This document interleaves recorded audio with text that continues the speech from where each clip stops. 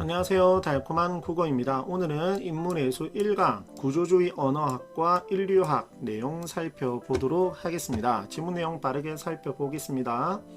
구조주의 창시자로 불리는 소시르는, 그러면 소시르는 구조주의 창시자, 인간의 언어가, 인간의 사고가 언어의 구조에 의해 결정된다고 주장하며, 그러면 소시르의 주장 정확하게 기억해야 되겠죠. 인간의 사고가 언어의 구조에 의해 결정된다. 그러면 구조가 더 중요하다는 거죠. 구조에 의해서 사고가 결정된다. 고 주장하며 이 언어를 랑그와 파롤로 구별하였다. 랑그하고 파롤 설명을 해 주어야 되겠죠. 자, 랑그는 언어의 체계나 구조를 뜻하는 것으로, 그러면 랑그는 무엇이다? 언어의 체계나 구조다. 개인이 사회의 구성원으로서 자연스럽게 습득하는 것이다. 그러면 핵심은 어떻게 자연스럽게 사회의 구성원으로서 자연스럽게 습득하는 것이 바로 무엇이다? 랑그이다. 그는 소시르는 그러한 랑그가 공동체 구성원들 사이에서 맺어진 사회적 약속에 의해 존재하는 것이므로, 핵심은 그러면 뭐? 사회적 약속. 그래서 앞에서 무엇이라고 했었죠? 사회의 구성원이라고 했었죠. 자, 발화자는, 말하는 사람은 랑그에 종속된 가운데 랑그에 따라 발화할 뿐 사회적 약속에 의해서 존재하는 겁니다. 그것이 랑그인데, 그러면 그러한 랑그에 따라서 발화할 뿐이지 혼자서 랑그를 창조하거나 사회적 약속이기 때문에 개인이 혼자서 랑그를 창조하거나 변화시킬 수는 없다고 보았습니다. 파롤은, 그러면 방금까지가 랑그였고, 그럼 이제 파롤은 개별적이고 구체적인 언어 행위로 사람마다 다른, 그러면 랑그는 사람마다 다른 게 아닌 사회적 약속이었죠. 자, 근데 파롤은 사람마다 다른 형태를 띠고 랑그와 달리 대조 차이점 쉽게 변화합니다.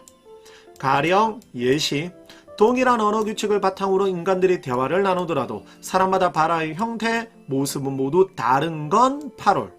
이처럼 각양각색의 양태, 모양을 띠는 개인의 발화가 바로 무엇이다? 파롤이다. 그러면 사회적 발화가 랑그, 개인적 발화가 파롤. 소시르는 랑그는 같은 언어를 사용하는 집단의 모든 구성원들의 언어 활동에 잠재되어 있는 것이고, 그것이 바로 랑그이고, 파롤은 랑그가 개인들의 행위로 인해 현실화된 것. 그는 인간의 언어 활동의 본질은 개인의 구체적 언어 활동이 아닌 언어를 지배하는 보편적 체계 속에 있기 때문에 언어학에서 탐구해야 할 대상은, 중요한 말 나옵니다. 파롤이 아니라 바로 무엇이다? 랑그이다. 그러면 파롤보다는 무엇을 우선시 여겼다? 랑그를 우선시 여겼다. 그 다음 1문단 내용 깔끔하게 정리해 놓았습니다. 이 문단 갑시다. 랑그는 수많은 기호로 구성된다. 이 랑그, 우선시 여겼던 랑그는 수많은 기호로 구성된다. 소시르는 기호에 결합되어 있는 것은 사물과 명칭이 아니라, 기호에 결합되어 있는 것은 사물과 명칭이 아니라고 했습니다. 아니라 개념과 청각 이미지라고 보았다. 그러면 기호에 결합되어 있는 것은 사물, 명칭이 아니라 개념과 청각 이미지다. 그는, 소시르는 기호를 구성하는 개념과 청각 이미지입니다.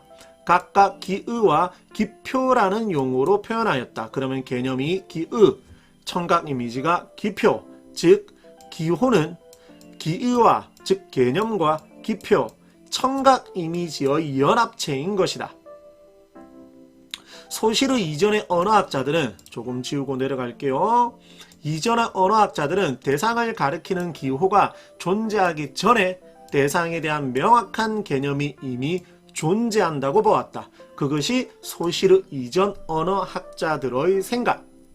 현실 세계의 실제가 이미 존재하고 인간의 사고를 통해 실제에 대한 개념을 머릿속에 가진 상태에서 개념을 나타낼 수 있는 기표를 만들어서 개념과 결합시켰다고 본 것이 소시르 이전의 언어학자들. 하지만 소시르는 기호가 존재하기 전에는 명확한 무엇이 없었다? 그 기이가 없었다. 기호가 존재되고 나서 기가 있는 것이지 그 이전에는 기호가 만들어지기 이전에는 기은은 없었다. 인간이 대상을 명확히 인식할 수 없고 올바른 사유를 할 수도 없었다. 예를 들어 사과라는 말이 없다면 현재 사과라고 여겨지는 과일에 대한 명확한 개념을 우리가 갖지 못했을 것이다. 이 문단 내용 정리 보시고 그 다음 문단 계속 소실입니다. 발음이 조금 방금 이상했네. 소실에 따르면 기표와 기인은 자의적으로 연결된다. 그리고 기표와 연결되는 기인은 대상에 대한 실질적인 의미를 나타내지 않는다. 핵심은 실질적인 의미를 나타내지 않는다라는 것. 기인은 연결된 기표와 다른 기표들 차이에 의해 의미가 결정될 뿐이다. 무엇은 기은은? 예를 들어 사과라는 기표와 연결된 기인은 사과의 무엇이 아니라 본질이 아니라 과일을 나타내는 수많은 기표, 즉 배, 감, 귤 등이 아닌 과일이라는 의미를 나타낼 뿐이다. 사과라는 기표가 나타내는 의미는 언어 구조 안에서 다른 사항들과의 관계에 의해 정의되는 것이다. 소실은은 이 때문에 앞에서 말한 이것들 때문에 인간의 사고는 자신이 사용하는 언어 구조에 영향을 받을 수밖에 없다. 예를 들어 예시 우리말에는 나방과 나비가 각기 다른 대상을 지칭하는 단어로 존재하지만 프랑스어에서는 두 가지 모음 곤충을 모두 그냥 파피용이라고 부른다. 따라서 우리가 이제 생각을 하는 거죠. 나방과 나비가 한 마리씩 나타났다고 생각할 때 둘을 구분하는 단어가 없는 프랑스를 쓰는 화자는 그냥 파피용이 두 마리 나타났다라고 생각하는 겁니다. 언어에 의해서 사고가 지배를 당하는 거죠. 이러한 예를 통해서 언어의 구조가 사고에 영향을 미친다는 것. 구조가 사고에 영향을 미친다. 소실은 대상이 나타내는 개념이나 인간의 사고보다 무엇이 먼저 존재하며 언어가 먼저 존재하며 인간의 사고는 자신이 사용하는 언어 구조에 종속되어 있다고 보았다. 사고는 언어에 종속된다. 그리고 우리가 언어를 사용하는 한 이러한 언어의 구조에 담긴 사고방식과 가치관을 그대로 수용하고 따를 수밖에 없다. 이것이 소실어의 생각. 이러한 소실어의 사상을 바탕으로 언어 현상을 언어 전체의 구조에서 파악하려고 하는 학문이 구조주의 언어학. 그럼 이제 다음 단락에서는 무엇에 관한 이야기를 하겠죠? 구조주의 언어학에 대한 이야기를 하겠죠. 여기까지가 3문단 정리 내용 보시고 자 소실에서 이제 바뀌었습니다. 레비스트로스 구조주의 갑니다. 모든 음소들은 비음인가 아닌가 모음인가 자음인가 와 같이 두 가지 대립되는 요소가 짝을 이루는 물음을 통해 분류된다. 레비스트로스는 의문론에서 사용하는 이러한 이항대립, 두 가지 대립되는 요소가 있는 이항대립을 바탕으로 각 집단이 갖는 친족의 기본 구조를 파악하였다. 그는 친족의 기본 구조는 아버지와 아들, 외삼촌과 조카, 남편과 아내, 아내와 아내의 형제라는 네 가지 관계로 대립되는 요소죠. 이들 관계는 친밀함과 소원함이라는 이항대립, 이러한 대립되는 것들이 결국에는 친밀함과 소원함, 그러니까 아버지와 아들은 친밀하거나 소원함, 이 둘 중에 하나가 되는 거죠. 그래서 모든 집단의 공통적으로 드러나는 특징은 아버지와 아들의 관계와 외삼촌의 조카의 관계 둘 중 하나만 친밀하고 둘 다 친밀할 수는 없다는 겁니다. 만약에 아버지와 아들이 친밀하다면 외삼촌과 조카는 소원하고 아버지와 아들이 소원하다면 외삼촌과 조카는 친밀하다는 겁니다. 그래서 남편과 아내의 관계와 아내의 형제의 관계도 이와 마찬가지. 예를 들어 멜라네시아에서는 자 아버지와 아들 사이는 친밀하지만 외삼촌과 조카는 심하게 대립하고 소원하다라는 거죠.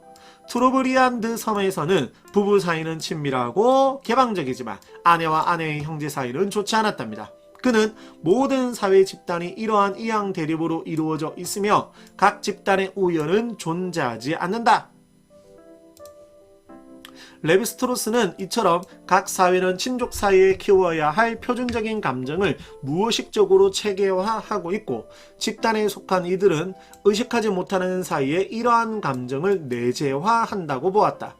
그가 보기에 우리가 친족들과의 관계에서 느끼는 감정은 내면에서 우러나온 감정이 아니라 핵심은 이거죠. 내면에서 우러나온 감정이 아니라 사회 구조 안에서의 역할 연기에 불과하다. 이것이 레비스트로스의 의견입니다. 조금 길었죠? 3문단 내용 이렇게 정리해 두셔야 되고 그 다음 레비스트로스는 친족의 기본 구조를 비롯한 모든 인간의 문화가 언어처럼 구조화, 그러니까 언어 구조화되어 있는데 그 언어의 구조화처럼 모든 인간의 문화도 마찬가지로 구조화되어 있다. 그래서 성과 악, 남자와 여자, 빛과 어두, 강함과 약함 등의 대립상을 바탕으로 인간의 문화를 이해하였다.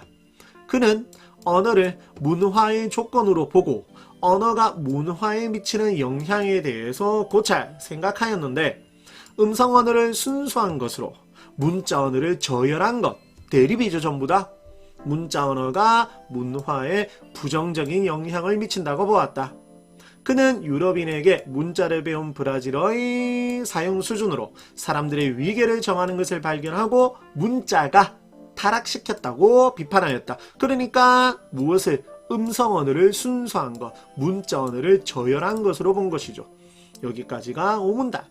마지막 6문단은 가볍게 보면 됩니다. 소시로와 레비스트로스의 구조주의 이론은 언어 공동체나 집단의 보편적인 사고에 대해 깊이 이해할 수 있게 하고 인간의 사회 규범을 수용하면서 공동체의 일원이 되는 과정과 이유를 합리적으로 설명했다는 점에서 그러면 이 두 이론의 의의를 정리한 것이죠. 자, 밑에 문제는 저희 사이트에서 이용하실 수가 있겠습니다. 감사합니다.